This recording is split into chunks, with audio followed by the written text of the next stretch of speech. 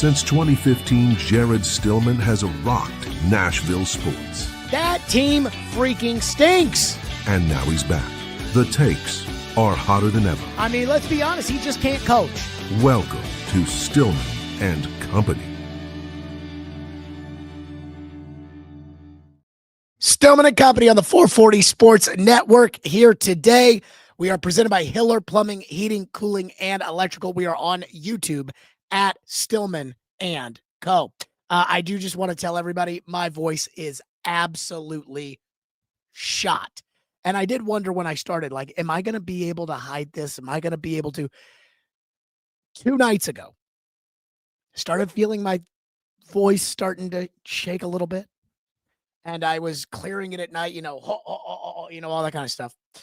And as I was clearing it that night, my voice, I felt okay. Yesterday, I felt okay, but I could start to feel it slip away a little bit. This morning, I was doing Sirius XM.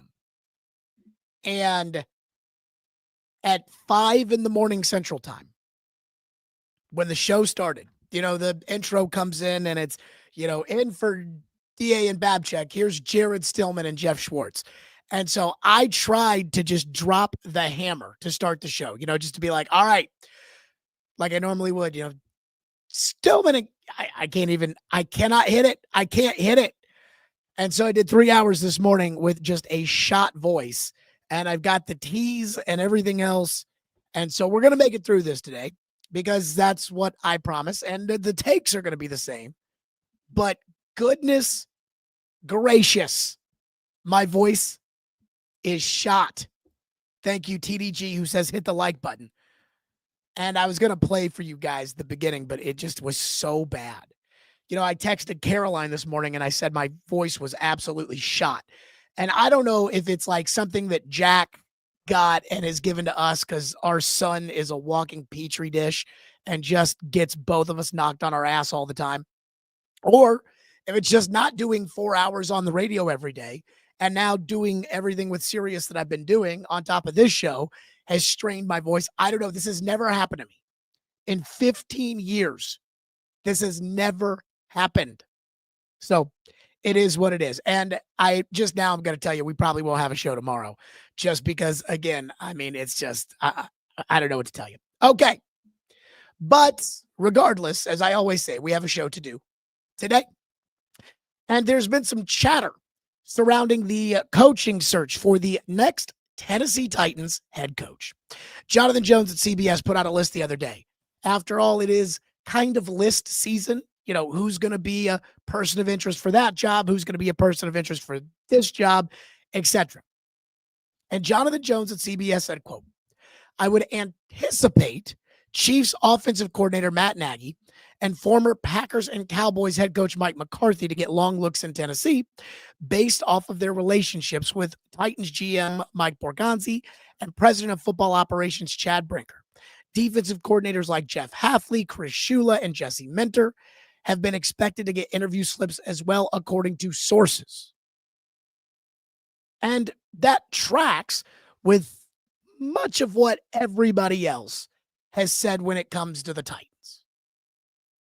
Which makes me think that none of these insiders, whether it's Rossini, whether it's Jones, whether it's Graziano, whomever it may be, but it does make me think that nobody has any real insight into what the Titans are going to do as head coach. I remember 2 days after Callahan was fired, and I said, I bet it's going to be one of 4 guys.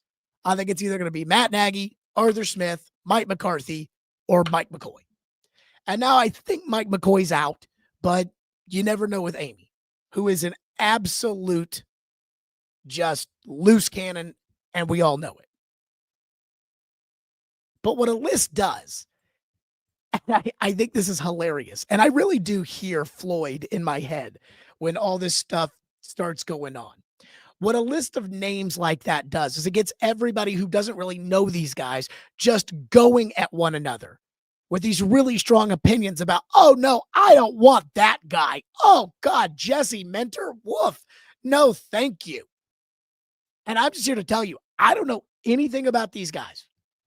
I don't know these guys from a jar of Vicks, with the exception of Arthur Smith. And maybe I can have an opinion on McCarthy because McCarthy has been in the spotlight for so long. But I can't say that I really know any of these coaches. You know, it's funny. I was thinking back to years ago when Freddie Kitchens was named the offensive coordinator, the interim offensive coordinator of the Browns. And that afternoon, I walked into work. Floyd was sitting there, and he just starts giggling, and he goes, Freddie Kitchens, ha, ha, ha. He was like, offensive coordinator. And I looked at him, and I said, do you know Freddie Kitchens? And he turned to me, and he said, yes, I do. And that was all I needed to know about Freddie Kitchens.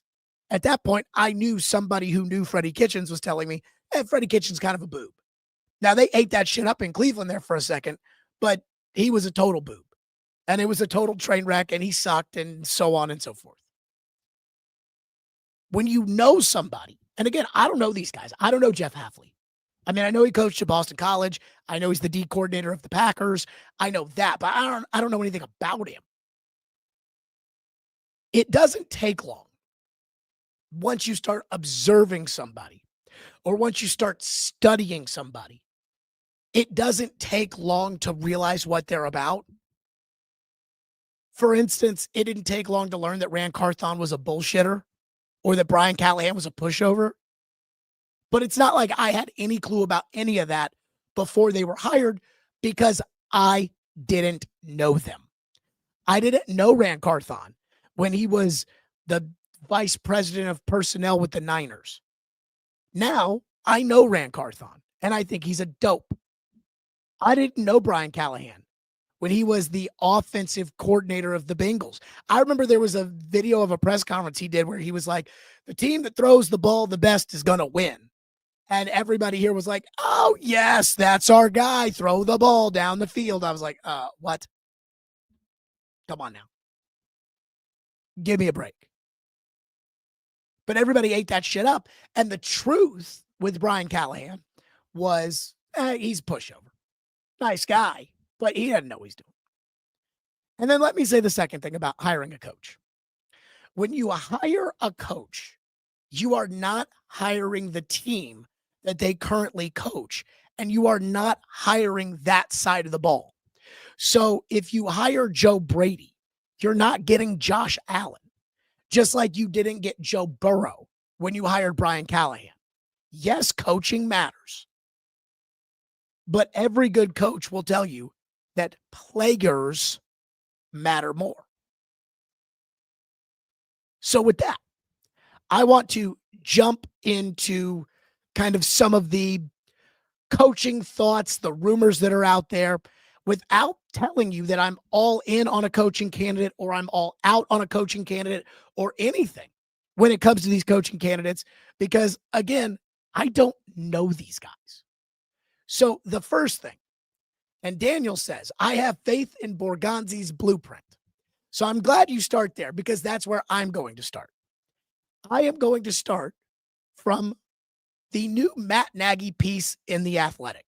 So Dan Pompei, who's one of their main inside guys, he wrote a story about Matt Nagy that, to sum it up for you, says, number one, Matt Nagy was liked in Chicago, but he would have done things differently if he could do them again, which, again, for anybody, the second time on the job, that's not anything crazy. Number two, Matt Nagy has done some serious introspection. And number three, Matt Nagy has Andy Reid's blessing. It is obvious reading that story that Andy Reid wants you to know that Matt Nagy has his blessing to go be a head coach again.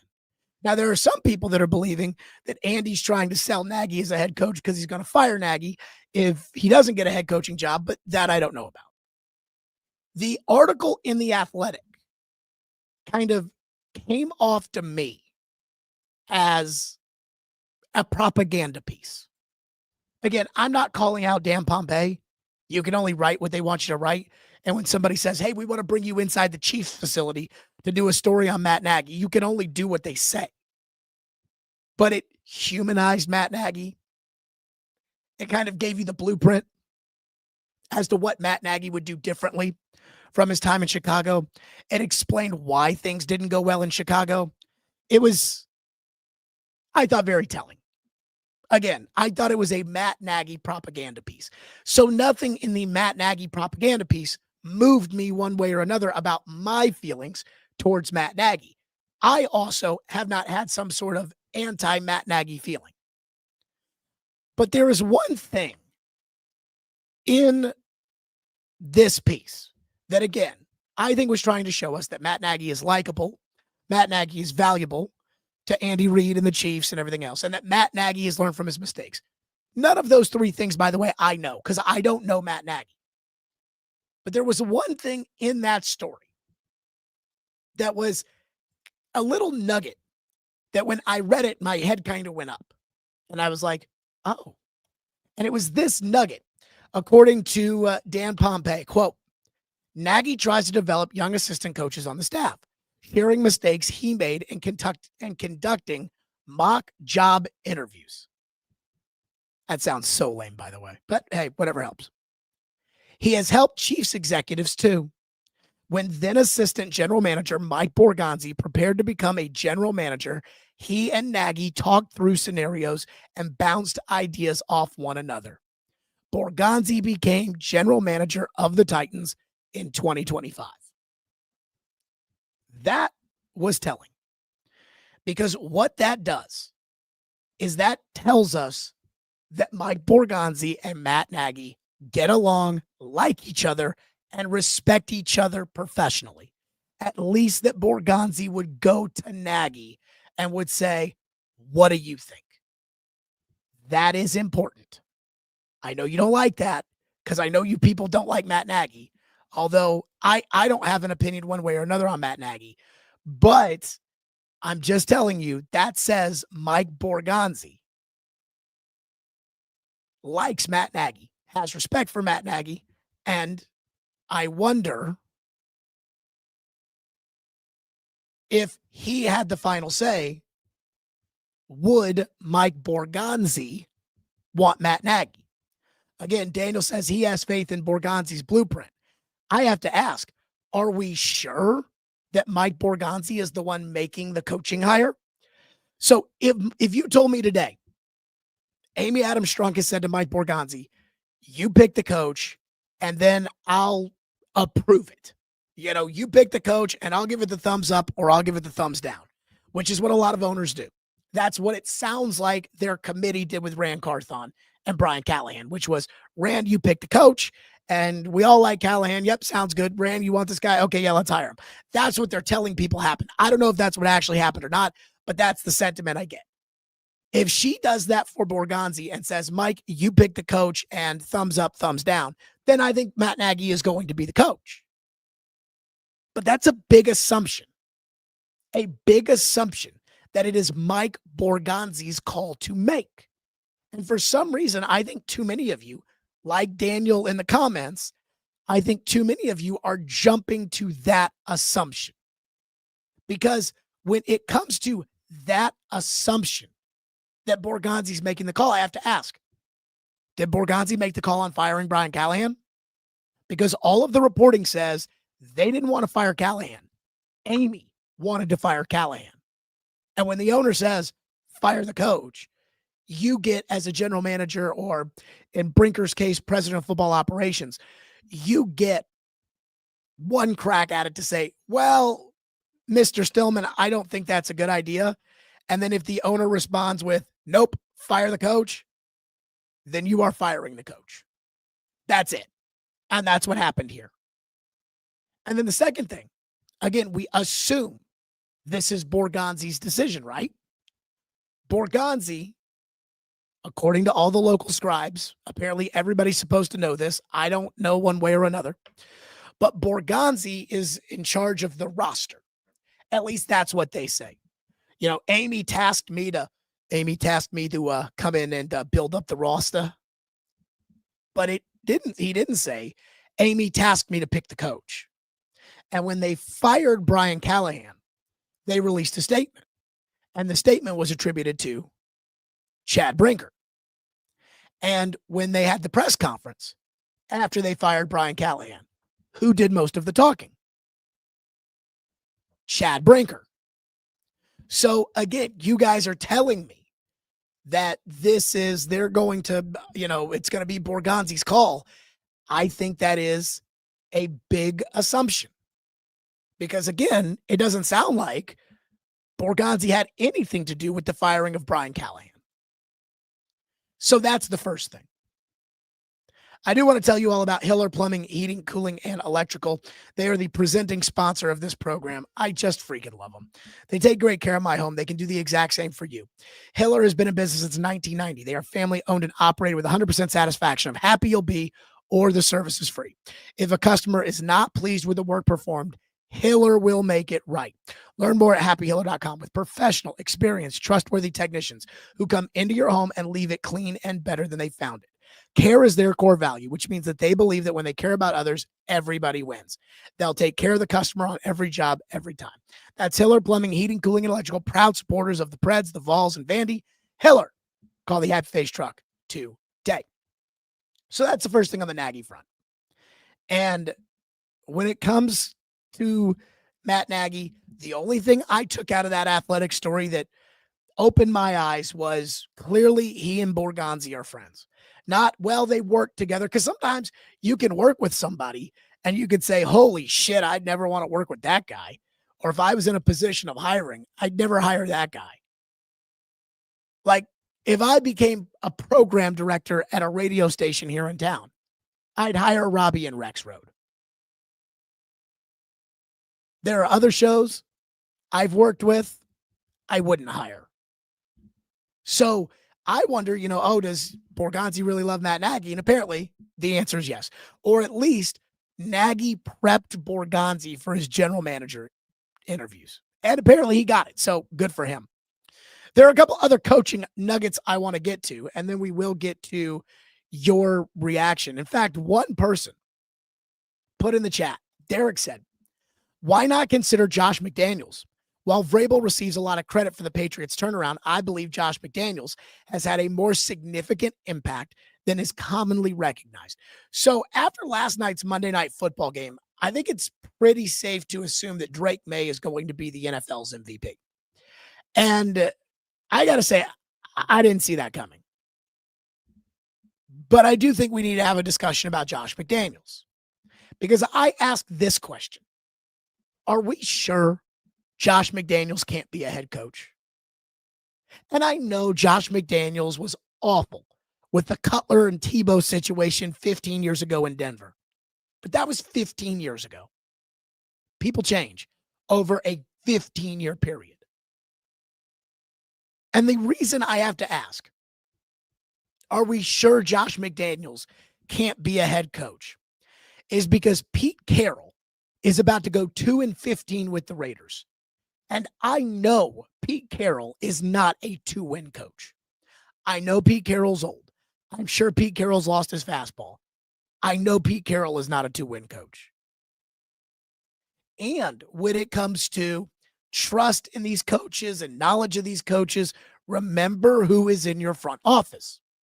Dave Ziegler is an assistant general manager with the Titans. And Dave Ziegler was the general manager in Las Vegas when Josh McDaniels was the coach. Again, McDaniels failed in Denver. It was a disaster. But forget about it because it was 15 years ago. The Raiders, as an organization, whether this is Josh McDaniels' fault or not, the Raiders are a total train wreck. And again, it didn't work out with Antonio Pierce, and it's not working out with Pete Carroll. And I know Pete Carroll can coach, and you know Pete Carroll can coach.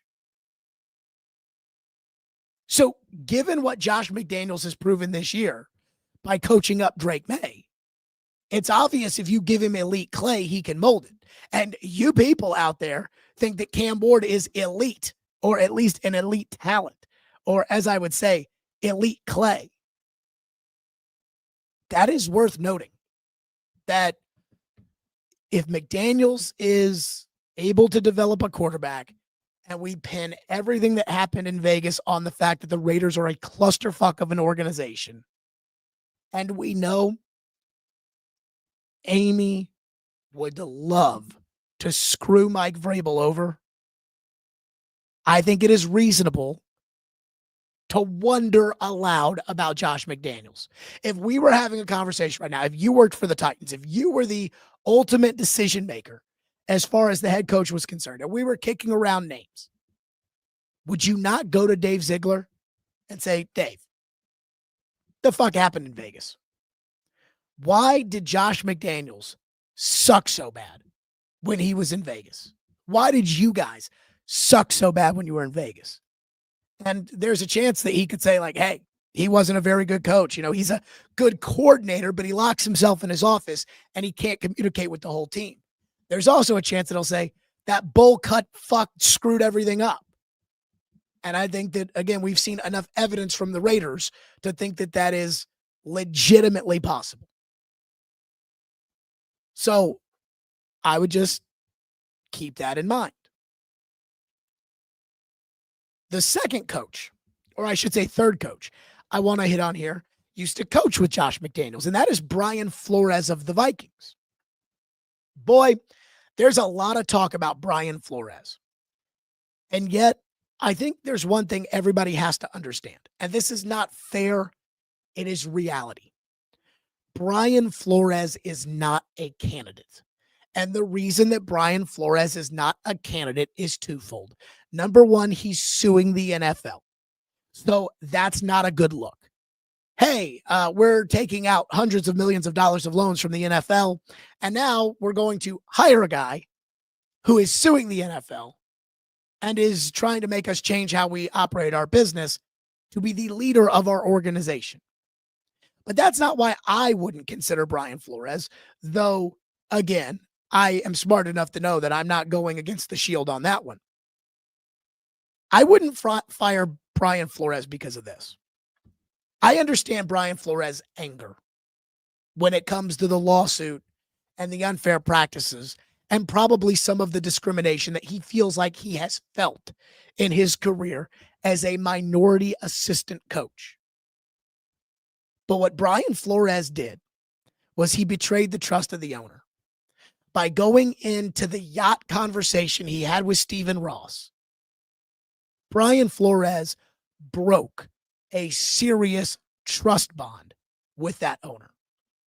Because there are a lot of things that I think we wouldn't want our spouse repeating, or we wouldn't want our therapist repeating, or we wouldn't want our doctor repeating, or our lawyer repeating. And there are laws in place to keep those conversations private no matter what. Well, when you're an owner of an NFL team, not every thought you have is going to be a politically correct thought. Not every thought you have is going to be something that if the public heard, they would always be okay with. I remember when I used to get in trouble for running my mouth in middle school, and the assistant head of the middle school used to say, the rule of thumb, Jared, is if you wouldn't say it in front of your mother, don't say it at all. And I hear that, and I think to myself, well, in business, sometimes there are things mama just doesn't need to hear. And so the owner of the Dolphins, who, by the way, is not the only owner to actively tank. Look at who the Jets are putting on the field on Sundays. The owner of the Dolphins went to Brian Flores and said, hey, I think we should tank to get a better draft pick. And if Brian Flores had gone along with it, Joe Burrow would be their quarterback. And Brian Flores not only didn't do it, which, again, that's between them, but then he made it public what Stephen Ross said. And he may have been angry about getting fired in Miami. That's between them. But I don't trust that guy. I don't trust that guy to be my coach and to then not try to throw me under the bus the same way he threw them under the bus. So he's not a candidate. This is why he's not a candidate for these jobs. Not because he can't coach, and maybe not even because of the active lawsuit, but he's not a job. He's not a candidate for a job because these owners can't trust him. And I wouldn't be able to trust him either. The other thing, another little coaching nugget. there's not a lot of chatter around Arthur Smith. And I think that's kind of surprising, given the fact that on Sunday, the Steelers are going to be playing for an opportunity to get back to the playoffs. They got to the playoffs last year with the corpse of Russell Wilson at quarterback. And as far as the Titans are concerned, there is a lot of history between Arthur and the team. Again, Arthur started as essentially a coaching intern with the Tennessee Titans, a quality control coach. And he coached on the defensive side of the ball. And he coached for years. He and guys like Luke Steckel, and they all just coached and coached and coached. And then they moved to this position and that position. And we all know Arthur started off on the defensive side of the ball, got moved over to the offensive side of the ball, was the assistant tight ends coach to tight ends coach Mike Mularkey. Mike Mularkey became the interim head coach. Arthur became the tight ends coach. Mike Mularkey made Arthur the full-time tight ends coach. Mike Vrabel came in, kept Arthur on the staff.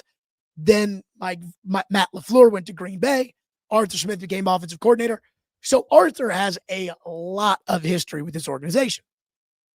And not only that, Arthur has a lot of good history with this organization, because Arthur Smith coordinated the single best offense that the Tennessee Titans have ever run. And again, people are longing for the Vrabel days, and I get it. But you can't get Mike Vrabel back. And even if she could, she wouldn't. But the real connection to the success of the Vrabel days that you can go reach out and get is Arthur Smith. And again, outside of hearing Arthur Smith's name from Ian Rappaport the day that Brian Callahan got fired, I haven't heard any chatter when it comes to Arthur Smith. I would be interested in Arthur Smith. Like, if I owned the team, Arthur would get an interview. And that makes me wonder, with all that history between Arthur and the Titans, if Arthur doesn't even sniff an interview, does that tell us that there may be bad blood between Arthur and the Titans? And I just don't know the answer to that. And then finally, I do wonder if a first-time head coach, Jesse Minter, Chris Shula, whomever, Joe Brady, whomever you want to throw out there, I do wonder if a first-time head coach who does not have a serious connection to the front office is dangerous. And the reason I say that is because you just did that with Brian Callahan. Brian Callahan had a great reputation. Again, this guy was born into coaching. His dad was the great Bill Callahan. And you were hiring Brian Callahan, and he was with the Bengals, and Joe Burrow loved him, and Jamar Chase loved him, and that whole operation loved him, and everybody, Matthew Stafford loved him, and Derek Carr loved him, and Peyton Manning loved him, and they all loved him. And he was great. He had a great reputation. Brian Callahan, I think we all know, does not have the chops to be a head coach in the NFL. Or at least if he got another opportunity, he'd have to do it almost completely the opposite of how he did it here. That can happen when you don't know somebody. Well, his reputation is, that's great. But do you know him? And I understand not everybody that has been successful has been best buddies with that guy they hired to be the coach. But Robert Kraft did have a relationship with Bill Belichick before he hired him. And Robert Kraft did know Mike Vrabel before he hired him. Now, that doesn't mean it can't be a disaster, because he knew Gerard Mayo too. But I do think that matters. Unless you want to run the risk of getting Callahan again, where you hire a guy who right away is in over his head and is too nice to figure out how to get out of it. So for guys like Jesse Minter, Chris Shula, Clint Kubiak, do you actually know they can coach? And that's something that I just don't know the answer to. Let's get to some of your reaction here on the coaching front, and then we will get to the scouting review, the, again, unbiased scouting review on Cam Ward. One person says, I'm going to laugh if we get Nagy. Maybe the Cam Ward Glazers will finally give up in the comment section trying to spread hurricane propaganda to two-tone blue, baby. I mean, I don't think these people that are obsessed with talking great about Cam Ward, I don't think they're just Miami fans. I think it is Titan fans who don't want to hear the reality that Cam may not be all that good, which we'll get to in a second. It's a topic we discuss every day. I think that these Titan fans just want la la la la la la la. He's Mahomes. He's Mahomes. He's Mahomes. Don't tell me anything different. La la la la la. That's what I think they want. Jared in Spring Hill says, if Harbaugh gets canned from the Ravens, he's the leader in the clubhouse. I would love him here. So I do wonder what are the fates of the coaches coaching in the finale between Baltimore and Pittsburgh. Like, is Mike Tomlin actually on thin ice? I don't think so. He had another winning season. We'll get to Lamar in a second. But I believe the Ravens are more inclined to move on from Lamar than they are to move on from Harbaugh.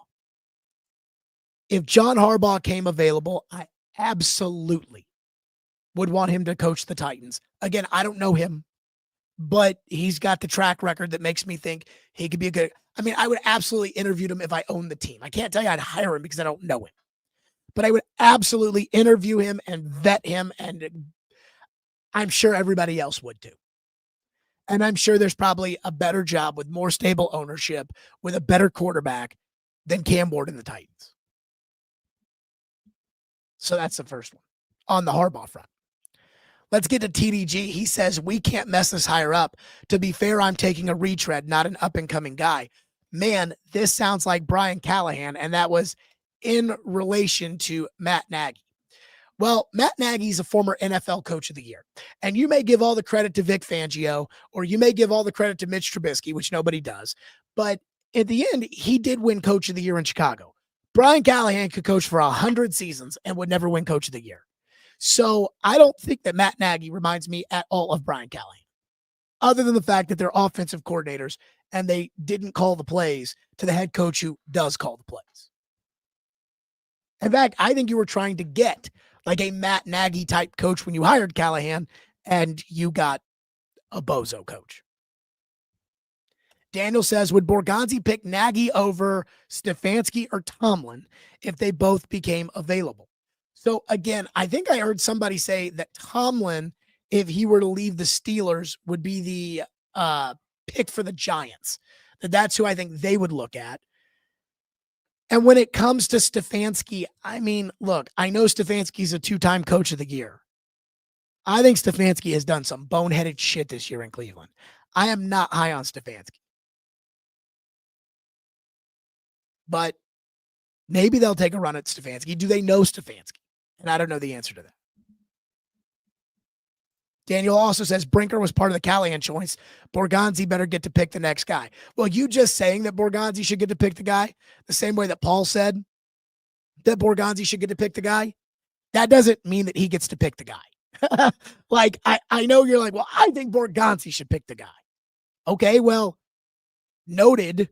But you think Amy is sitting there saying, well, Daniel in the YouTube chat of the Stillman and Company program says that Borgonzi should get to pick the guy. So, okay, fine. Borgonzi gets to pick the coach. One guy says, you don't trust Brian Flores because he told the truth. Says a lot about your character, Jared. Let me say this. I have a therapist. I went to therapy today. I don't want him coming on here and saying, and in therapy today, Jared said XYZ. Because that's not his place. There are certain things that stay private. I'm not a foot fetish guy, but there are plenty of guys out there who are. Again, I think it's weird when a guy sniffs somebody's high heels, but again, they do it. That's none of your fucking business. The reason I say that is because when I own an NFL team, and I am talking to the head coach about what I want to do, that's nobody else's fucking business. And I can tell you, there have probably been things owners have said to coaches over the years that a coach could go right to the media with and probably make life hell for every owner. But they don't do it because what they don't want is they don't want their careers ruined. That's what happens when you do something like that. That's why Brian Flores can't get a job. Remember how the Titans entered the Brian Flores lawsuit? Mike Mularkey on a podcast after he retired from the NFL. Mike Mularkey, no longer looking to get a head coaching job, no longer looking to get an assistant coaching job. He's done. He's made his money. He's got his pension. He's going to make a shitload more money. Mike Mularkey called out the Titans for interviewing Ray Horton as a Rooney Rule candidate for the head coaching job in 2016, saying that he knew he was getting the head coaching job and he knew Ray Horton was going in for a meaningless interview and he felt bad about it, but he didn't say anything. And you know why he didn't say anything? Because he knew he was getting the head coaching job at the Tennessee Titans, and he knew that if he said something, he wasn't going to get the head coaching job at the Tennessee Titans. Well, now that there's no more skin in the game, Mike Mularkey can say, well, I wish I should have done such a right. But you didn't do it then because you wanted to be head coach. If Brian Flores wanted to be head coach, then what Brian Flores should have done is Brian Flores should have taken his firing from the Dolphins, taken his money, shut his mouth, coached the way he's coached in Minnesota, and I guarantee you, after last year, he would have gotten a head coaching job in the NFL. Certainly after last year and this year, with their defenses, he would have gotten a head coaching job in the NFL. And I'm just telling you, I can't trust somebody who's going to take things that I think are said in private. If I own the fucking team, I can't trust somebody who is going to get upset and go to the media with it or go and sue me about it. And that's what that was. Also, and we know that this came from the lawsuit. You know, the bombshell with the Dolphins was not about whether or not they were racist. You can't say they were racist. They hired Flores. And secondly, you can't say they were racist. They hired Mike McDaniel after they fired Flores. You know, that's like when people would call into the radio show because Floyd didn't like Kaepernick taking a knee for the anthem. And they would say he's racist. And he's like, I had 3 quarterbacks as a general manager: Warren Moon, Steve McNair, and Vince Young. I don't think I'm racist. But yet, because it was explosive, Flores put that in his lawsuit and it came out. That is attention seeking if there ever wasn't. He's trying to do damage. I don't want that. I want somebody that can take their firing, take their money, understand it's a business, and go on. For whatever that's worth. One guy says, Arthur has been my number one choice since they let Brian Callahan go. It's by far the best choice, perfect fit, and that effing matters. He's pretty good at coaching the offense. I agree, but there have been zero nuggets when it comes to Brian Callahan. Arthur Smith and the Tennessee Titans, which I am a little surprised by. So that's the coaching search. The second thing, Cam Ward. So everybody got mad yesterday because I put up a video on social media. I mean, it's everywhere. TikTok people are mad. YouTube people are mad. Twitter people are mad. Everybody's mad. And everybody is mad because I said, hey, PFF graded Tyler Shuck and Cam Ward, and PFF said that Tyler Shuck played great on Sunday. PFF said Cam Ward sucked. Oh, Jared, you're a hater. You suck. Right. So let's go to an unbiased scouting review of Cam Ward. And for that, we go to paulkaharski.com and to our favorite, Blake Bedingfield, the former Titans director of college scouting.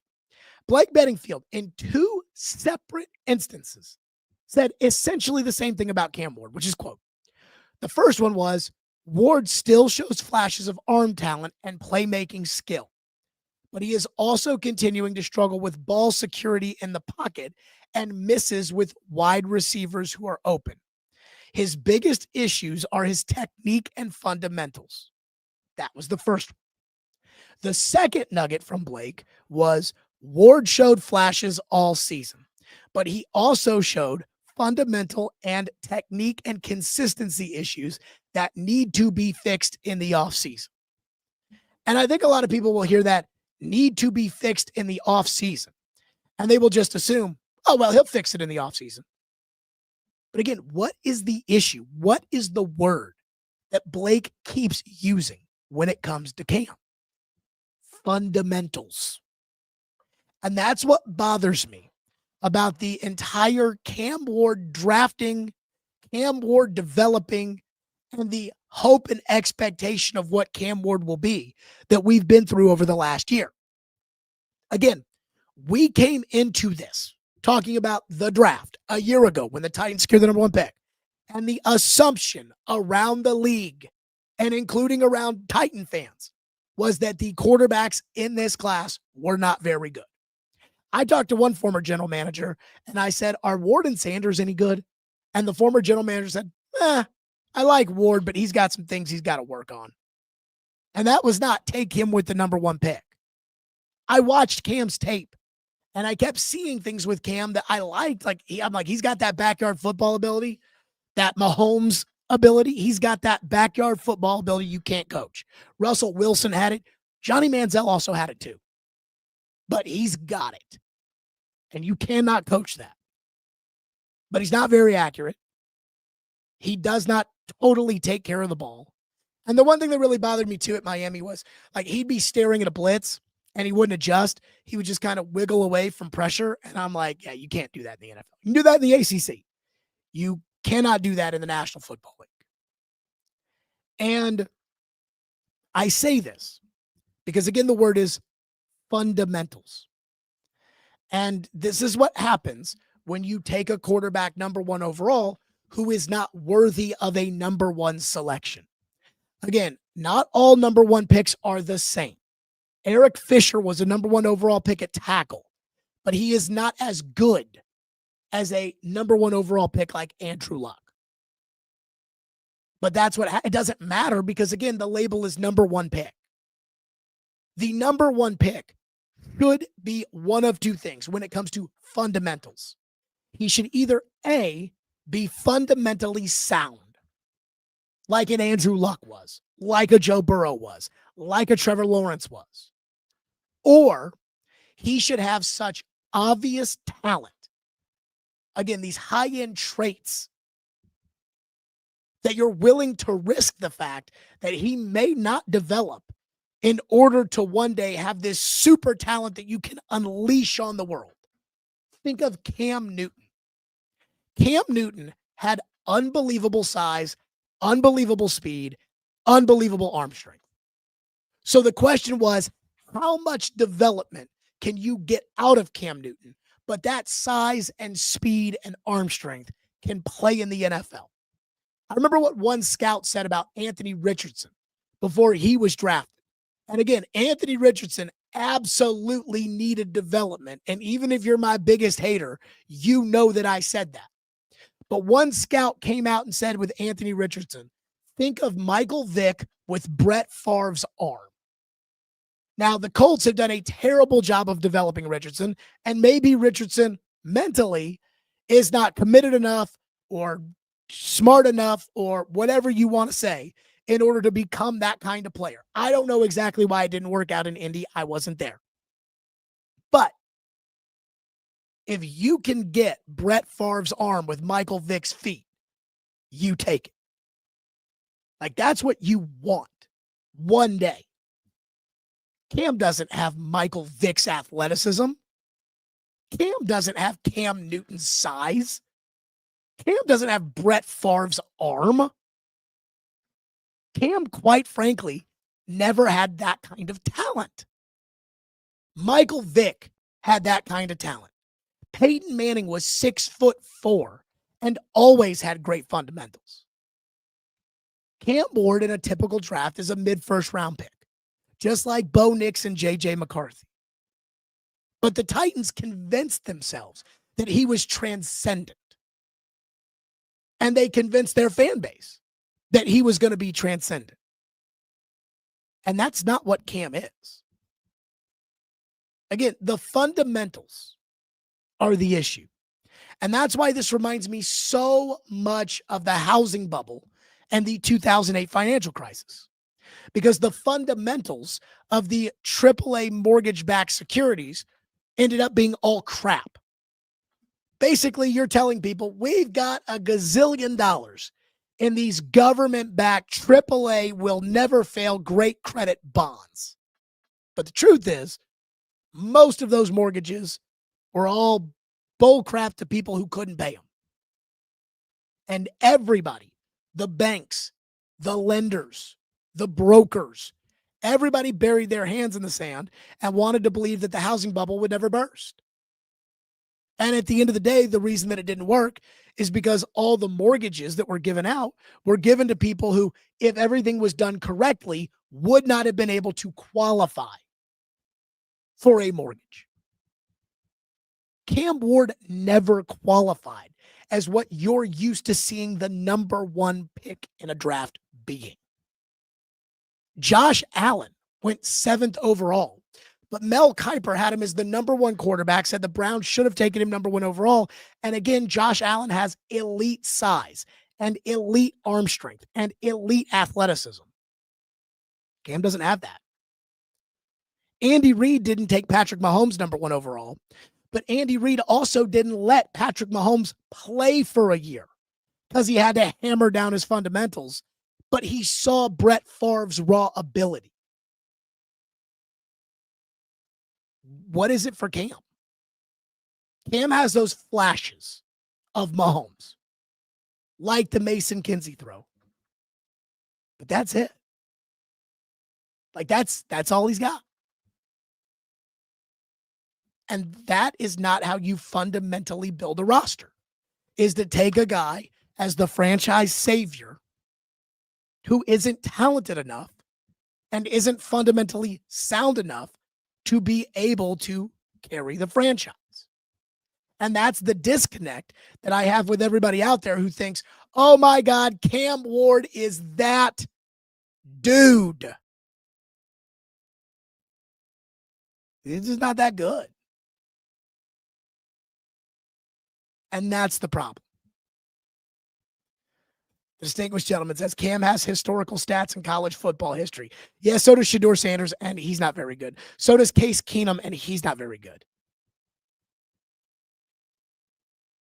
One person says, how does a pro athlete not improve fundamentally? I'll never understand. I mean, the truth is with some of these guys and their careers, sometimes guys just can't do it. Like, there are a lot of guys out there that would love to be great players. Will Levis would love to be a great player, but Will Levis will never be a great player. He just can't do it. Some guys are set up for failure. And I do think that Cam, if he had a chance, and again, I thought Cam was a mid-first round pick, and I think Cam has talent. I don't think Cam has high-end talent, but I think Cam has talent. But Cam absolutely was set up for failure. And that's an issue. Joe says Mendoza is legit number one overall with size, accuracy, intelligence, and he also is athletic. I think Mendoza has good enough accuracy and good enough size. I do not look at Mendoza as a clear-cut, just, God, you got an Andrew Luck type number one. I do think Mendoza probably is good enough to go number one. When it comes to Mendoza, I see a more athletic version of Jared Goff. Now, Mendoza might be smarter than Jared Goff, and that probably goes a long way too. But Jared Goff is good enough to be a number one pick. I wouldn't want Jared Goff to be my number one pick, but he is good enough to be a number one pick. One person says, one thing you can't question about Cam Ward is his work ethic, which makes this argument moot. Will Levis works hard. Like, I know you guys crap on Will Levis. Will Levis works hard. He's not very smart. And he's wound way too tight, both from a muscle standpoint and from an anxiety standpoint. But he works hard. A lot of guys work hard. If working hard was the only thing that required you to be a great NFL player, then Mason Kinsey would be headed to the Hall of Fame. But it's more than that. I had a buddy that played in the major leagues, And he told me that he would drink like lemon water every day and would watch what he would eat. And he'd work out and he'd this and he'd that and he'd this and he'd that.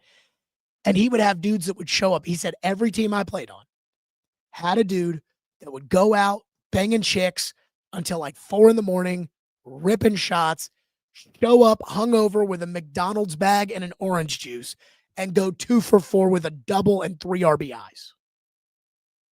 That's unfortunately how life works.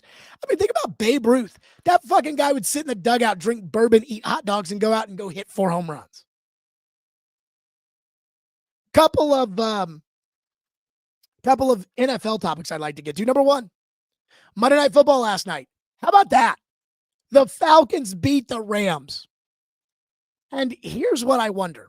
When it comes to the job market, because we already know the Titans' job's open and we already know the Giants' job's open, and I would think more people will want the Giants' job than will want the Titans' job simply because it's in New York and the Titans are a total mess too.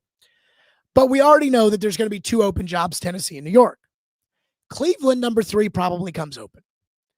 Arizona, number 4. Jonathan Gannon, they haven't really done much. I'm not sure I necessarily blame Gannon. I think that, this is what you get when you sign up with Kyler Murray as your franchise quarterback. Number 5, Vegas. It looks like Pete Carroll's going to get fired there. And then I put number 6, Atlanta. I don't think they want to fire Raheem Morris in Atlanta. And I think if things had gone the way they were going when the Falcons were really sucking earlier in the year, I think they wouldn't have had a choice. But now, they've won a couple of games. They have a shot to beat the Saints on Sunday, which would put the Panthers into the playoffs and would make that first game on Saturday absolutely moot, which I kind of hate as a fan, but it is what it is. But I'm looking at this Falcons job, and I'm thinking the last time that job came open, and that was before they had Michael Penix and before they had Kirk Cousins. But they had Bijan Robinson, they had Drake London, they had Kyle Pitts, and when that job came open, the guys they interviewed for that job, Bill Belichick, Mike Vrabel, Jim Harbaugh, Mike McDonald, Ben Johnson, and Raheem Morris. If they had hired any of those other guys, although, Belichick's lost his fucking mind, but if they had hired any of those other guys, they would be so much better off. So much better off right now. And I think the owner loves Raheem Morris and doesn't want to fire him. And there was a report that Jay Glazer came out with in which he said that they're thinking about bringing Matt Ryan into the front office in like a general manager type role. I wonder if that win yesterday was enough to save Raheem Morris's job and to keep the Falcons' job off of the market, which again would be a job you'd be competing with. We need to talk about Lamar Jackson. I am so tired of Lamar Jackson. I don't cover the Ravens. I'm not a Ravens fan. Yes, I went to college at Louisville, but I've never been a huge Lamar supporter. I hope good things happen for Lamar, and I enjoy watching Lamar Jackson play when he plays, but I don't feel like I have much of a bias here for Lamar or against Lamar. I feel like I'm like most of America. If Lamar's on TV, I'll watch, and I enjoy watching Lamar play, but I don't have some sort of agenda when it comes to a positive or negative opinion on Lamar Jackson. And yet I am so tired of Lamar Jackson and the antics and the drama. And now there's this idea out there that Lamar Jackson may not play Sunday against the Steelers in a win and you're in season finale. I'm sorry, but that's bullcrap. We all saw the hit that Lamar Jackson took against the Patriots. We've seen a lot harder hits in our lives, have we not? We all know that a couple years ago, when Lamar Jackson wanted that fully guaranteed contract, he packed it in at the end of the 2022 season. He didn't play at the end of the year. He didn't play in the playoffs because he wanted that fully guaranteed contract. And that was bad enough. Because again, we understand football's a business, but you can't just pack it in to pack it in. And now Lamar has a contract and is paid north of $50 million a year. This game on Sunday against the Steelers is the why you lift all them weights kind of game. This is what every practice is about. This is what training camp is about. This is what all the hits you took, that's what it's about. Matthew Stafford gets hurt every year, and he always plays. Lamar Jackson can't play on Sunday? Give me a break. And I've said, when the Ravens went to the Baltimore Sun, because I can promise you it wasn't Lamar who went to the Baltimore Sun and said Lamar doesn't take care of himself and Lamar stays up all night playing video games. It was the Ravens. And when they went to the Baltimore Sun and they basically said, yeah, we're getting tired of this shit, that was a big sign that the Ravens are thinking about moving on from Lamar Jackson. And if Lamar Jackson doesn't play on Sunday, that might be enough to convince their fan base that it's time to move on. Again, Lamar doesn't win in the playoffs. Lamar got his contract.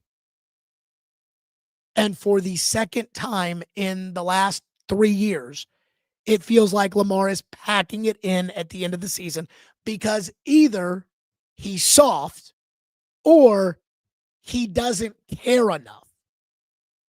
Steve McNair would play. Joe Burrow would play. Matthew Stafford would play. Eli Manning, Peyton Manning, those guys didn't miss games. They would play. This guy's making $50 million.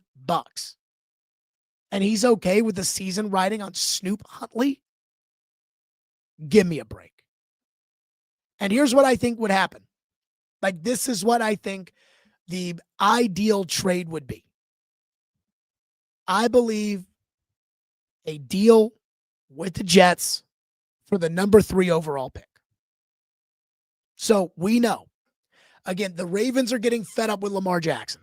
They wouldn't have told the Baltimore Sun that he stays up all night playing video games if they weren't getting tired of Lamar Jackson. The Jets are going to have the 3rd pick. That's not going to be good enough to get Fernando Mendoza. We don't even know if Dante Moore at Oregon is coming out.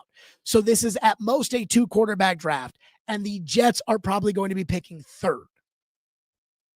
You're the Jets. You've tried with Zach Wilson. You've tried with Aaron Rodgers.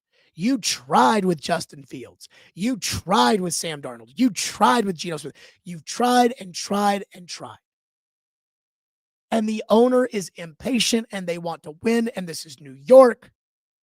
And so if you're the Ravens and you're looking to get out of the Lamar business, the 3rd overall pick, not a bad consolation prize. If you're the Jets and you are so tired of living in quarterback hell, the 3rd overall pick, you probably would take a quarterback with that anyways. Might as well get a 2-time MVP. And if you're Lamar Jackson, you get to be in New York and you get all the attention and you'll get another contract and you'll get your money and you'll be happy. So I think that's the deal.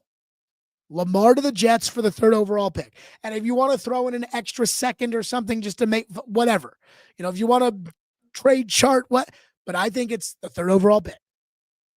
And the Jets will still have the 1st round pick they got from the Cowboys. They'll still have the 2nd round pick they got from the Cowboys. They'll still have the 2 first-round picks they got from the Colts. So they'll still be able to build their team up, but you'll get Lamar Jackson. That's what I think. And finally, speaking of the Jets, apparently Almondo Salguero at Outkick is reporting that Aaron Glenn, the coach in New York, is quote-unquote not safe. Aaron Glenn has been a disaster with the Jets.